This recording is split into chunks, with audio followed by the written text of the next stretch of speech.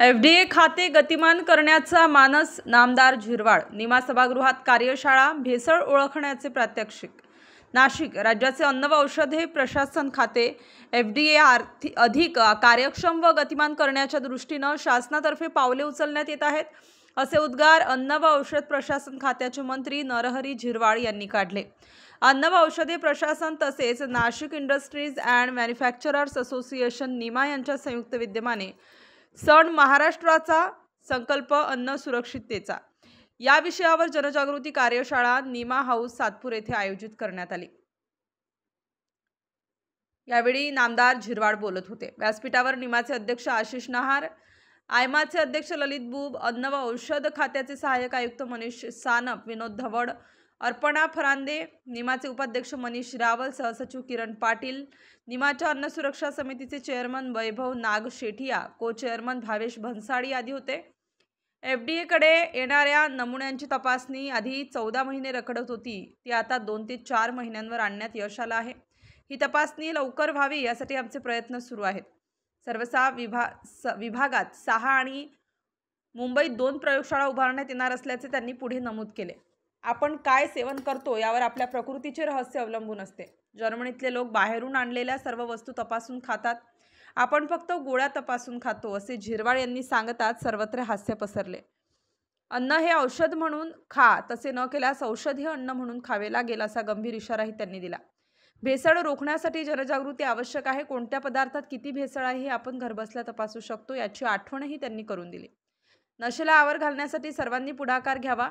FDA खात्यात मनुष्यबळ कमी आहे याची मला जाणीव आहे, परंतु सर्वांनी चोख काम केल्यास अन्न सुरक्षा मानके कायद्याची प्रभावी अंमलबजावणी करणे शक्य आहे, असा विश्वासही त्यांनी व्यक्त केलाय.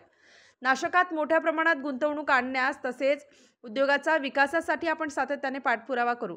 नाशिक पेठ गुजरात रस्ता अधिक रुंद व्हावा या दृष्टीने प्रयत्न सुरू आहेत. त्यासाठी अन्य मार्गाने वाहतूक वळवावी लागेल, असे नामदार झिरवाळ यांनी उद्योजकांनी विचारलेल्या प्रश्नाच्या उत्तरात नमूद केलं. प्रास्ताविक निमाचे अध्यक्ष आशिष नहार यांनी केले, त्यात त्यांनी उद्योजकांच्या विविध महत्त्वाच्या मुद्द्यांना स्पर्श केलाय. नाशकात एफडीएच्या होऊ घातलेल्या प्रशासकीय इमारतीच्या कामांना गती द्या. CPRI प्रमाणे नाशकात एफडीएची लॅब पण लवकरात लवकर कार्यान्वित करा. दिवन फॉर्म भरताना उशीर झाला की फॉर्म भरण्यासाठी उशीर झाल्यास त्यासाठी आकारण्यात येणारा दंड कमी करावा. थकबाकी असलेल्यांसाठी अभय योजना जाहीर करावी. तात्काळ रजिस्ट्रेशन योजनेत दुरुस्ती करावी आदी मागण्या त्यांनी मंत्री महोदयांकडे केल्या.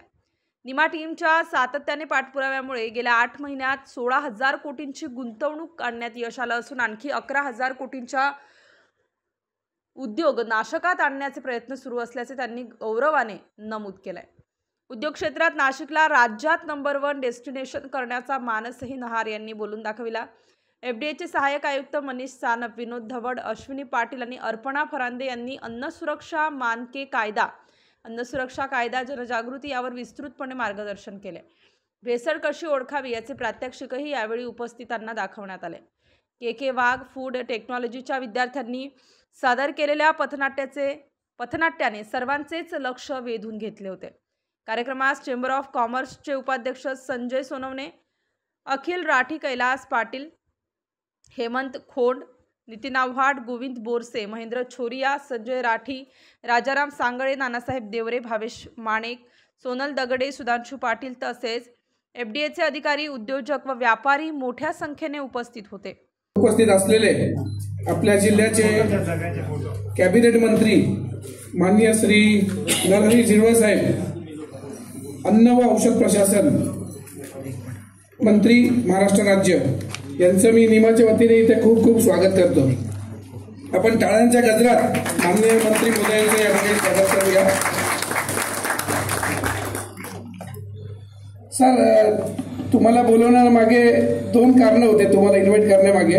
एक तरी कार्यशाळेचं आपलं जे इनॉग्रेशन आहे हे आपल्या हस्ते व्हावं, आणि दुसरं आपण जे औद्योगिक क्षेत्रासाठी दिंडोरीमध्ये जे आपण रिलायन्स लाईफ सायन्स आणि इंडियन ऑइल या 2 कंपन्या आणण्यासाठी जो पुढाकार घेतलेला आहे त्यासाठी आम्ही आपलं अभिनंदन करण्यासाठी आम्ही बोलवणार होतो. तर सर खूप खूप स्वागत आपलं. आणि असेच नवीन उद्योग आपण नाशिकसाठी आणावे अशी आम्ही निमाच्या वतीने आपल्याला विनंती करतो. खरं तर मला सांगण्यास आनंद होत आहे की निमामध्ये पहिल्यांदाच आपण अशा कार्यशाळेचं आयोजन केलेलं आहे आणि त्यासाठी खास करून माननीय कॅबिनेट मंत्री या ठिकाणी उपस्थित झालेले आहेत. आणि मागच्या वेळी जेव्हा उद्योगमंत्री माननीय उदयजी सामंत जेव्हा महिंद्रा अँड महिंद्रा हे नाशिकमध्येच येणार आहे हे आश्वस्त करण्यासाठी इथे निमामध्ये आले होते, तेव्हा सुद्धा झिरवाळ साहेब आवर्जून त्या ठिकाणी उपस्थित होते. तर मी झिरवाळ साहेबांचं या सर्व जे आपले नाशिकसाठीच्या प्रगतीसाठीचे ज्यांनी पण उचललेलं आहे त्यासाठी खूप खूप अभिनंदन करतो आणि निमामध्ये परत एकदा स्वागत करतो. सर, एक आपण निमामध्ये आलेलाच आहात आणि आपण सांगितलं होतं की आपल्याला एक इंटरॅक्शन सुद्धा उद्योजक आणि व्यापाऱ्यांबरोबर करायचं आहे. तर त्या अनुषंगाने थोडे जे आपल्या स्तरावरतील विषय आहेत ते आपल्या समोर मांडू इच्छितो की आपलं जे एक नाशिक जिल्ह्यात एक मोठी ॲडमिनिस्ट्रेटिव्ह बिल्डिंग या निमित्ताने आपल्याला नाशिकमध्ये होऊ घालत आहे आणि त्याचं काम काही निधी अभावी थांबलेलं आहे. तर ते जर आपण प्रायोरिटीवर केलं तर नाशिकच नाही तर उत्तर महाराष्ट्रासाठी ही खूप सोयीची आणि एक फूड अँड ड्रग या विषयासाठी एक खूप मोठी उपलब्धी आपल्या नाशिकसाठी होणार आहे. आम्ही मागच्या महिन्यातच सर CPRI लॅबचं आपण आपण उद्घाटन केलेलं आहे आणि हे जर FDAचं जर ऑफिस आपल्या त्या ठिकाणी झालं तर नक्कीच एक आपण नवीन आयाम त्या ठिकाणी गाठू शकू. दुसरा एक विषय सर महत्त्वाचा होता की D1 फॉर्म जे असतात आपले तो एक महत्त्वाचा मुद्दा आहे आणि बरेच आमच्याकडे ॲप्लिकेशन झालेले होते. तर D1 फॉर्म भरीत असताना जर काही छोट्या उद्योजकांकडनं किंवा छोट्या व्यापाऱ्यांकडनं जर उशीर झाला तर त्याला दिवसाला काहीतरी 100 रुपये दंड आहे आणि फक्त 1 वर्षासाठी म्हणजे 2021-22 साठी काही छोट्या उद्योजकांनी, आम्ही मोठ्यांचं म्हणत नाहीये, जे एकदम मायक्रो स्केल जे युनिट्स आहेत किंवा एकदम छोटे व्यापारी आहेत तर त्यासाठी ते 2021-22 मध्ये त्यांच्याकडे तो फॉर्म भरणं राहून गेलं होतं तर त्याचे दंड आज लाखोंमध्ये आहेत. तर आपण जर त्या ठिकाणी एक अभय योजना त्या ठिकाणी जर आणता आली आपल्याला, खरं तर हा प्रश्न सेंट्रल गव्हर्नमेंटच्या आधारित येतो पण आपण जर त्याचा पाठपुरावा केला आणि आपण जर विनंती केली तर नक्कीच हा विषय मार्गी लागू शकतो. आणि एक सर आता आपण एक चांगला उपक्रम आपल्या विभागामार्फत घेतलेला आहे की तात्काळ रजिस्ट्रेशन, म्हणजे आपल्याला ऑफिसमध्ये यायची गरज नाही, आपण ऑनलाईन तात्काळ रजिस्ट्रेशन त्या ठिकाणी करू शकतो. ही एक चांगली बाब आहे पण त्या ठिकाणी एक दुरुस्ती आपल्याला म्हणजे आम्ही जे असोसिएशन म्हणून एक विषय मांडावा असं वाटतो की त्यात काही मोठे उद्योजक सुद्धा आपलं एक छोटं युनिट दाखवून ते त्या ठिकाणी रजिस्ट्रेशन करत आहेत.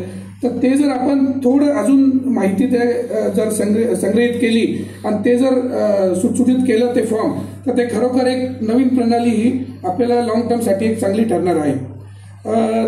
सर, आता निमाच्या मार्फत आपण चांगले गुंतवणूक आणत आहोत. CPRI लॅब झाली, एक नवीन एक्झिबिशन सेंटर सुद्धा आपण नाशिकमध्ये होऊ घालत आहे आणि FDAची जर आपल्याला बिल्डिंग जर उपलब्धी झाली या वर्षात तर नक्कीच नाशिक हे वेगळ्या स्तरावरती येण्यास औद्योगिक क्षेत्रात काही हरकत नाही आहे.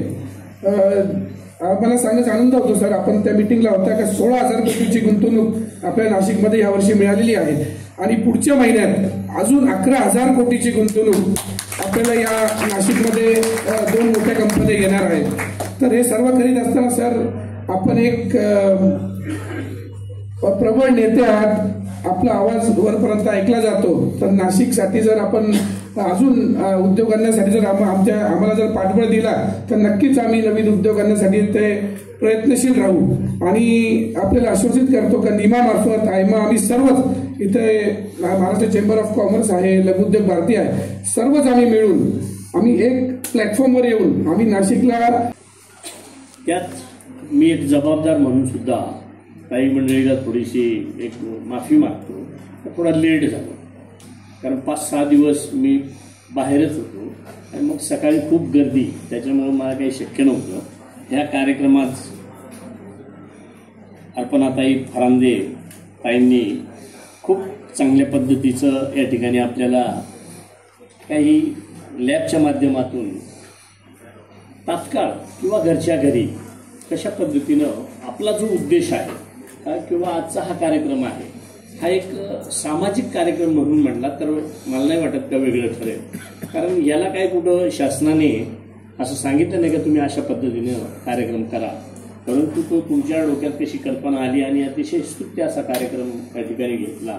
मी तर असं म्हणेल ह्या कार्यक्रमाचं विस्तारानं जिल्ह्यामध्ये किंवा जमलं तर आमच्याकडं तसं खात्याकडं मनुष्यबळ जरी कमी आहे तर ताई आपल्यासारख्यानं थोडासा जर पुढाकार घेतला आणि काही ठराविक तालुके आहेत का जे विशेषतः सदन जे काही आहेत, कारण बऱ्याच ठिकाणी दिवाळी सगळ्या ठिकाणी साजरी केली जाते मी नाही म्हणत नाही, परंतु त्याच शहरांमध्ये ज्या पद्धतीनं साजरी केली जाते तर संपूर्ण दिवाळी ही रोजच्या रोज मेवा मिठाईशिवाय दिवाळीच साजरी होत नाही. आणि मग मेवा मिठाईच्या संदर्भात आता आपण बघितलं असेल का दुधापासूनच सगळे पदार्थ जवळपास तयार होतात आणि मग ते तयार होताना दुधातच भेसळ मोठ्या प्रमाणात आहे ही आपल्याला सगळ्यांना त्या ठिकाणी माहीत आहे. त्याचे वेगवेगळे पदार्थ पुढं बनवले जातात. मग दुधाचा खवा, दुधात भेसळ, परत खव्यात भेसळ, पेढ्यात भेसळ, अजून वेगवेगळ्या सगळ्याच पदार्थांमध्ये भेसळ. आणि आज प्रत्येकाला वाटतं का आपलं आयुर्मान हे जे काही कमी व्हायला लागले त्याचं महत्त्वाचं कारण जर म्हटलं तर भेसळ हेच कारण आपण फक्त सांगतो, पण त्याचं प्रात्यक्षिक जे प्रत्येकानं जेवढी काळजी घ्यायला पाहिजे तेवढी घेतली जात नाही. फक्त एक खात्याला जे अन्न सुरक्षा विभाग आहे त्याच्यावरच ती सगळी जबाबदारी दिली जाते. माझं म्हणणं ती केली पाहिजे, त्यांची जबाबदारी आहे हे बरोबर आहे, परंतु त्याच्याबरोबर आपण सुद्धा जसं ह्या मुलांनी आता इथं आपल्याला वेचना दिनचर्या बाबतीत त्या विद्यार्थ्यांनी सांगितलं का कशा पद्धतीनं आपला देश आपला राज्य कशा पद्धतीनं कुठल्या दिशेला चालला आहे. किंवा खाली आता पत्रकार मंडळींनी विचारलं होतं शाळेच्या आवाराच्या आसपास मालेगावमध्ये जर म्हटलं तर मोठमोठ्या नाशिकमध्ये सुद्धा काही ठिकाणी आले म्हणतात का टपऱ्यांवर नको त्या नशेचे पदार्थ वापरले जातात, गोळ्या वापरल्या जातात. अशा पद्धतीनं जे होते त्याला सगळ्यांनी मला वाटतं पुढे येऊन मग त्या सेवाभावी संस्था असतील किंवा आपण सर्वसामान्य जरी असू तरी प्रत्येकानं त्याच्यात सहभाग नोंदवला पाहिजे अशी मी ह्या प्रसंगी आपल्याला विनंती करतो. परंतु खरंच आज जो स्तुत्य असा उपक्रम आपण मंडळीने केला, आता मी ते बघितलं नाही काय जाताना पाहिजे तर मला थोडंसं ते टेस्ट कशा पद्धतीने, कारण मी एकदाच एक टेस्ट बघितली. सगळ्या गोष्टी खातं आमचं मनुष्यबळ कमी हे खरं आहे सणाचं, परंतु आहे त्यांनी जरी काम केलं आणि थोडासा कायद्याचा आहे तो वापर त्या पद्धतीने केला तर कायद्याची सुद्धा बऱ्याचशा बाबी ह्या केंद्राच्या अधीनस्थ आहेत. म्हणजे राज्य आम्ही मान काढून घेतो असा त्याचा अर्थ होत नाही, परंतु आपण एक आपलीच जागृती किंवा आपलं कंटिन्युटी जर ठेवली तर मला वाटतंय त्याच्यातून बऱ्यापैकी यश येतं. कारण आपण शॅम्पल घेतो पण त्याचे रिपोर्ट यायला ज्या लॅबच्या व्यवस्था पाहिजेत त्याच आपल्याजवळ कमी आहेत. आता त्याच्याहीसाठी आम्ही सारखा प्रयत्न करतोय का जेणेकरून ज्या 6 रिजनमध्ये कमीत कमी 6 तरी, आणि मुंबई रिजन हे मोठा असल्यामुळे तिथे 2 लॅब तरी कशा उभ्या राहतील. तर मला वाटतं आपल्या नाशिकची लॅब आता पूर्णत्वाला आलेली आहे, त्याच्यासाठी थोडेफार जे काही फंड्स लागत होते ते आता ह्या मागच्या 15 एक बैठक घेऊन अजितदादांनी त्यांना मान्यता दिलेली आहे. त्या डिसेंबरच्या बजेटमध्ये ते सगळे 4 लॅब कशा पूर्ण होतील त्याच्यासाठी लागणारा निधी जवळपास 250 कोटीच्या दरम्यानचा आहे. आणि त्याच मिटिंगमध्ये एक किरकोळ खर्चासाठी म्हणून एक 25 कोटी रुपये त्या दिवशी एकाच मिटिंगमध्ये त्या दिवशी मान्य करून दिले. त्याच्यामुळं त्या बाबतीत आपण कुठं आता कमी राहणार नाही अशा पद्धतीची मी आपल्याला खात्री देतो. परंतु निश्चित आपला देश, आणि आता मी थोडंसं सांगायचं साहेब देशाबाहेरून आलो त्याच्यामुळे देशाबाहेर सुद्धा काय कशासाठी गेलो ते तर बोललं गेलं पाहिजे. आम्ही बरोबरच होतो. तर 150 वर्ष पुढं आहेत असं माझं मत आहे. पण पुढं आहेत म्हणण्यापेक्षा पुढं आहेत का कुठं आहेत त्याचं गेज काढणं सुद्धा मुश्किल आहे. आणि त्याचं सगळं शेवटचं जर मर्म काढलं तर फक्त आपण काय खातो त्याच्यावरच डिपेंड आहे. म्हणजे तेवढ्या याच्यातून जे दिसलं त्याचं तेवढंच मिळालं त्याच्यातून, का ती लोक पिकवत काहीच नाही असं मला वाटतं. 8,500 स्टॉल होते, पिकवत काहीच नाही, बाहेरूनच आणतात, पण ते निर्भीळ करून खातात किंवा तपासून खातात. जसं मी नेहमी म्हणतो, आपण तपासून काय खातो, तर तपासून गोळ्या खातो. म्हणून मी म्हणत असतो, आणि मी एक कार्ड छापलं पण ते कोणाला अजून देत नाही, त्यात ते मी लिहिलंय, अन्न हे औषध म्हणून खा, अन्न हे औषध म्हणून खा, अन्यथा औषध अन्नाप्रमाणे खावं लागेल. आणि आजची तीच परिस्थिती. आज तसंच तपासून आपण गोळ्या खातो, तपासून अन्न खातच नाही. आणि म्हणून ते काम आपल्या विभागाला करायचं आहे. आता निमासारखी आणि ताईंसारखी किंवा आता के वाघची मुलं सुद्धा त्याच्यात आलेत. भविष्यात इतरही कॉलेजची मुलं येऊन आणि त्यांनी सुद्धा प्रबोधन मुलांमार्फत झाल्यावर निश्चित शहाण्या माणसाला किंवा मोठ्या माणसाला तरी वाटतं का आता मुलं शिकवायला लागली, तेवढं तरी त्याला थोडंसं एक पटकन त्याचं किक बसते किंवा क्लिक होते. आणि म्हणूनसाठी असं सगळ्यांनी त्याच्यात. स्टार न्यूज नाशिकसाठी नानासाहेब देवरे.